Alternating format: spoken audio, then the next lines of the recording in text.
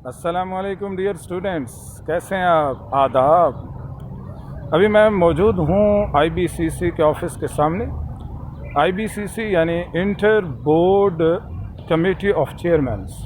जितने पाकिस्तान के बोर्ड्स हैं, फेडरल बोर्ड और तमाम पंजाब के बोर्ड्स, आगा खान बोर्ड्स, तमाम जो बोर्ड्स हैं उनकी जो चेयरमैन है वो यहाँ पे मीटिंग करते हैं और अभी उनकी मीटिंग होगी। इसी बारे में पॉलिसी बनेगी और आपको जैसे कि मैंने बताया कि कौन सा प्लान कामयाब होगा, प्लान बी या सी, तो मैं अभी बता दूं कि प्लान सी के कामयाब होने के यानी कि पूरे होने के चांसेस ज़्यादा हैं, क्योंकि जब प्लान बी पर अमल ही नहीं हो सकेगा, अगर 10th और सेकेंड ईयर को कैंसिल उनके एग्ज़ाम ना किए गए और उन्हें अगली क्लास में ना प्रमोट किया गया तो बहुत सारे मसाइल जन्म लेंगे।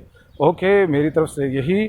और आप इसी तरह वीडियोस देखते रहिए और लाइक कीजिए, कमेंट और लाइक, और उसके अलावा शेयर भी कीजिए और साथ साथ चैनल को सब्सक्राइब कीजिए। अल्लाह हाफिज़।